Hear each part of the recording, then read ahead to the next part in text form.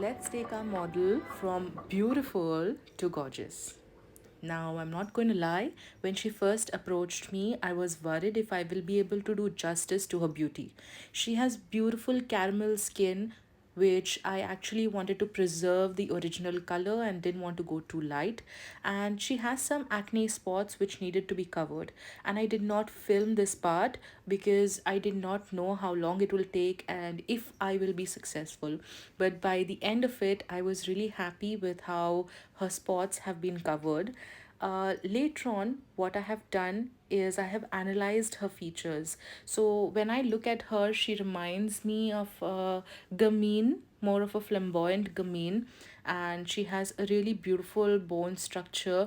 She is quite petite when you look at her in person. So I wanted that to also reflect in her face. So her face, if you go to see her features, her eyes, her nose, her ears, as well as her lips have quite a lot of visual weight and they compete for each other's attention. So what I wanted to do was bring all the attention only to her eyes. So I've given her a smoky eye look with some glitter, and below on the lower lash line I've gone in with a green pencil. So this really highlights her beautiful eyes, but the rest of her face I have kept it quite minimal. Even her lips, I'm going to be making them a peachish brown, although because of color theory, in my color palette I had a deep brown, but when I applied it onto her, it looked quite pink. So then I had to make a little bit of adjustments to make it a little more brown.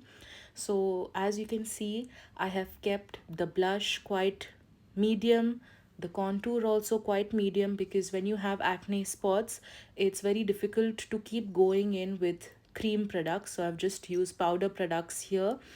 The other thing I want to bring to your attention is that while makeup can do a fantastic job in covering up any kind of discoloration on the face, for example, the acne spots were wonderfully covered, but the bumps, the texture will still be visible, and that's absolutely okay, and it still ends up looking very beautiful.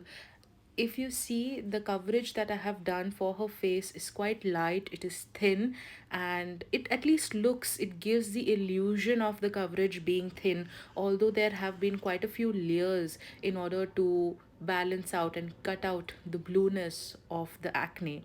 So that's the beauty of what we are going for out here. As you can see, even in this shot, all the attention goes on to the eyes. Now, let me just talk about our model. She met me for the first time and we hit it off immediately. We did not have to think twice, and the conversations just kept flowing. And she's an amazing, chatty person.